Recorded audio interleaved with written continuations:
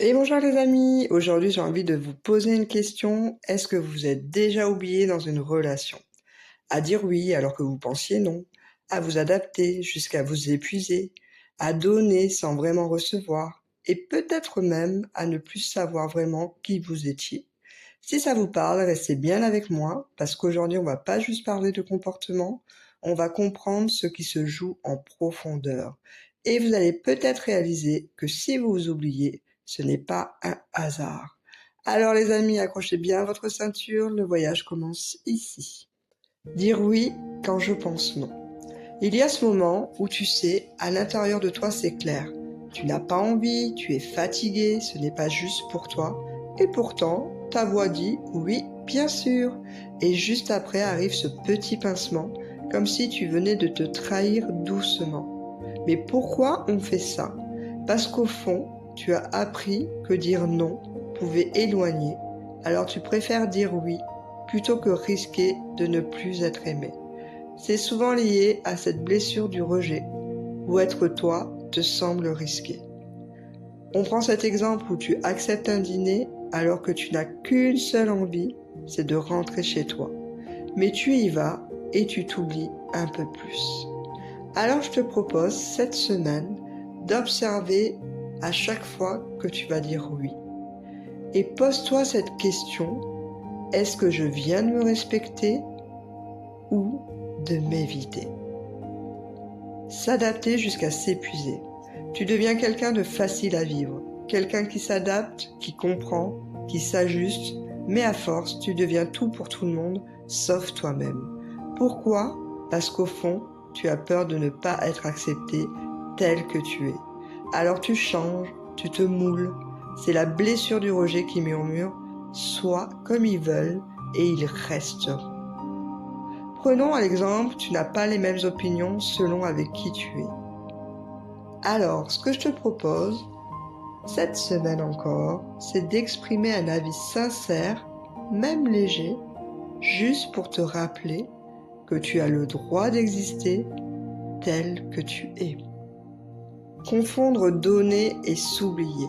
Tu donnes beaucoup, tu es présent, présente, à l'écoute, disponible, mais parfois, si tu es honnête avec toi-même, tu donnes aussi pour ne pas être abandonné. Parce qu'au fond, il y a cette peur, si je ne donne pas assez, on ne va pas me quitter. Ça, c'est la blessure d'abandon qui s'exprime. Alors tu fais des efforts, encore et encore, jusqu'à t'oublier complètement. Prenons cet exemple où, quand tu as des amis, tu connais cette situation où il y a une personne qui va toujours prendre des nouvelles de l'autre, et bien cette personne c'est toi. Tu fais toujours le pas vers l'autre, même quand tu sais que c'est toujours toi qui le fais. Alors je te propose, avant de donner quoi que ce soit dans les jours qui arrivent, demande-toi intérieurement, est-ce que je le fais par amour ou par peur? Ne pas poser de limites. Tu laisses passer une remarque, un comportement, une situation, parce que dire stop, c'est risquer un conflit, c'est risquer de déplaire, et peut-être même c'est risquer d'être rejeté ou trahi. Alors tu encaisses, mais à force, tu te sens envahi. Prenons l'exemple de quelqu'un qui dépasse les limites avec toi, et pourtant, tu ne dis rien. Alors, ce que je te propose à la place, c'est de dire une phrase toute simple. Là, ce que tu es en train de faire ou ce que tu es en train de dire, ça ne me convient pas. Pas besoin d'hurler, restez calme. C'est une petite phrase qui n'est pas parfaite, mais qui est juste vraie et qui commence à poser ton cadre. Se faire passer en dernière. Tu penses tout le temps aux autres, toujours, et beaucoup de femmes, et notamment les mamans, vont profondément se reconnaître ici, mais bien évidemment, je n'oublie pas les hommes. Au début, c'est beau, c'est même magnifique d'être dans ce rôle, être là, donner, aimer, prendre soin. Mais à force, tu ne t'oublies pas seulement, tu t'abandonnes. Et derrière ça, il y a souvent des croyances très fortes. Je dois être la mère parfaite, l'épouse ou l'époux parfait. et mes besoins passent après. Sauf qu'évidemment, tu le sais, cette mère, épouse, époux parfait n'existe pas. Et toi, pendant ce temps, tu passes après tout le monde. C'est souvent une trace de la blessure d'injustice où tu as appris à être fort, forte, à tenir sans forcément te choisir. Prenons l'exemple d'une maman qui avait prévu 1 heure pour elle, 1 heure de massage, un vrai moment de détente, et au dernier moment, les enfants demandent une activité, et bien sûr, elle annule. C'est tellement classique, tellement automatique, mais à chaque fois, ce qu'elle fait, c'est qu'elle envoie un message inconscient. Moi, je peux attendre. Alors s'il vous plaît, si vous êtes dans ce cas précis, je vous demande cette semaine de vous bloquer un moment rien que pour vous. Un vrai moment et surtout, ne le négociez pas, quoi qu'il arrive, parce que ça, c'est le premier pas vers le retour à soi. Ne plus savoir ce que je veux. À force de t'adapter, à force de faire passer les autres, il y a quelque chose qui s'éteint doucement, c'est ta boussole intérieure. Et un jour, on va te poser une question simple, mais toi, qu'est-ce que tu veux vraiment? Et là, tu ne sais pas. Pas parce que tu n'as pas d'envie, mais parce que tu as arrêté de les écouter. Alors, reviens au plus simple et pose-toi ces questions. Qu'est-ce que j'ai envie de manger? Qu'est-ce que j'ai envie de faire? Et écoute et suis ces réponses. Jouer un rôle pour être aimé. Il y a une version de toi que tu montres au monde et puis il y a l'autre. Celle que tu gardes pour toi, celle que tu filtres, celle que tu n'oses pas toujours montrer.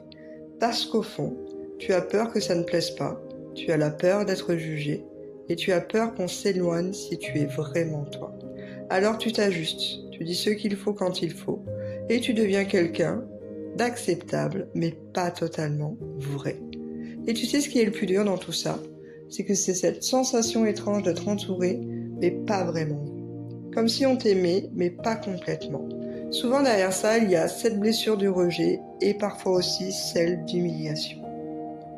On repère, alors attention, je vais avec des pincettes, mais souvent on repère ces personnes parce qu'elles évitent certains sujets, elles cachent leur opinion, elles font attention à ne pas trop en dire.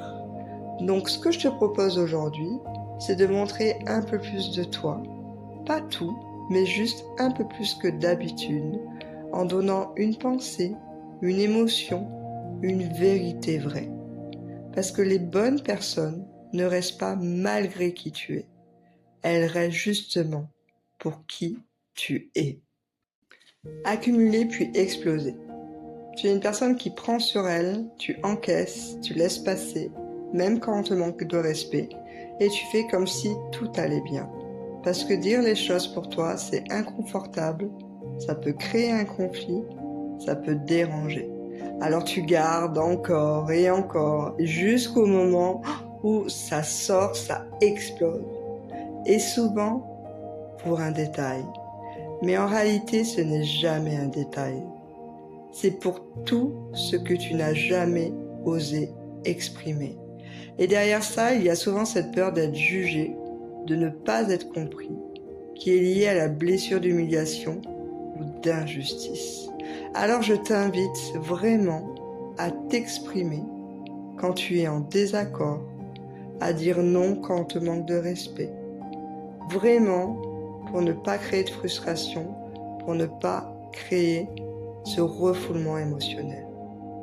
Chaque jour, demande-toi, est-ce qu'il y a quelque chose que je retiens? Et si oui, exprime-le, même de façon imparfaite. Je te promets que c'est le meilleur moyen d'avancer. Avoir peur de décevoir. Tu veux toujours bien faire, tu veux que les autres soient contents, tu veux éviter les tensions, alors tu fais des choix. Pour faire plaisir, pour ne pas déranger, pour ne pas décevoir. Mais à force, tu t'éloignes de toi, parce qu'à chaque fois que tu choisis l'autre contre toi, tu te déçois toi-même. Et souvent derrière ça, il y a une peur très profonde. Si je déçois, est-ce qu'on va m'aimer moins? Blessure d'abandon, blessure de rejet. Un exemple, tu acceptes quelque chose que tu ne veux pas vraiment, juste pour éviter un malaise. Alors, ce que je te propose aujourd'hui, c'est de t'autoriser à décevoir légèrement. Pas violemment, pas brutalement, juste un petit non aligné sans te justifier. Et observe. Tu peux décevoir sans perdre l'amour. Ici, j'ouvre une parenthèse voulue et assumée. Et si tu es face à une personne manipulatrice? Et là, j'ai vraiment besoin de te dire quelque chose d'important. Parce que parfois, tu fais tout ce travail sur toi. Tu essayes de t'affirmer, de comprendre, mais en face, la relation ne change pas. Pourquoi? Parce que parfois, le problème ne vient pas seulement de toi. Il vient aussi de la relation. Dans certaines relations, tu ne te sens jamais assez, tu doutes de toi en permanence, tu culpabilises facilement. Et tu peux même avoir l'impression que quoi que tu fasses, ce ne sera jamais bien ou jamais assez. Et petit à petit, tu perds confiance en toi, tu t'adaptes encore plus, tu t'effaces encore plus jusqu'à ne plus te reconnaître. Alors je te propose, dans cette relation, d'exprimer un besoin. Et si on te fait sentir que tu es trop compliqué, folle, égoïste, alors ne dis rien, tu te tais. Par contre, ce que je te demande, à tête reposée, c'est de te poser cette question sincèrement. Est-ce que je me sens libre d'être moi-même dans cette relation? Ou est-ce que je marche constamment sur des œufs? Et si la réponse te serre un peu le cœur, surtout ne la fuis pas, parce que c'est peut-être là que commence ton premier pas vers ta libération. Revenir à soi dans la relation. Revenir à soi, ce n'est pas devenir quelqu'un de plus dur, ou quelqu'un de plus égoïste. C'est simplement arrêter de se quitter pour garder quelqu'un à tout prix.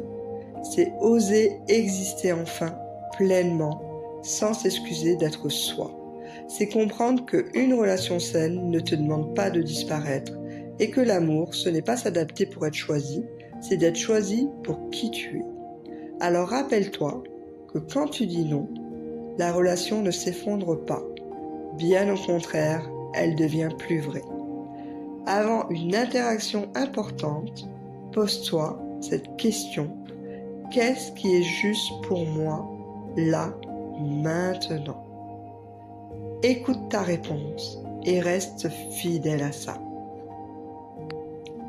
Pour conclure, je te dirai ceci. Si tu t'es reconnu dans cet épisode, alors écoute bien ça. Tu n'as rien de cassé. Tu as appris à aimer en t'oubliant. Tu as appris à t'adapter pour être accepté. Tu as appris à donner pour ne pas perdre. Mais aujourd'hui, tu peux apprendre d'autres choses. Tu peux aimer sans t'abandonner. Tu peux dire oui sans te dire non. Tu peux être en lien sans te perdre. Et surtout, tu peux te choisir sans perdre les bonnes personnes. Mais sois honnête avec toi, ce n'est pas un déclic magique. C'est un chemin, un vrai travail sur toi, avec des prises de conscience, des essais, des moments où tu vas retomber dans tes anciens schémas. Et c'est ok, parce que chaque fois que tu te choisis un peu plus, tu te rapproches de toi. Et ça vaut tout. Parce qu'au bout du chemin, il y a quelque chose de précieux, apprendre à s'aimer vraiment. Pas en théorie, mais dans tes choix, dans tes limites, dans ta manière d'être en relation. Alors oui, ça demande du courage, mais la transformation vaut profondément la peine. Prends soin de toi, vraiment. Et voilà les amis, c'est déjà fini pour aujourd'hui. Si vous ressentez le besoin d'être accompagné, vous avez mon lien épinglé en commentaire. Pour rappel, je suis coach professionnel et psychopraticienne. Si cette vidéo vous a parlé, n'oubliez pas de liker, de partager et bien sûr de laisser votre commentaire. Et surtout, abonnez-vous pour ne rien manquer des prochains voyages. L'épisode 5 arrive bientôt.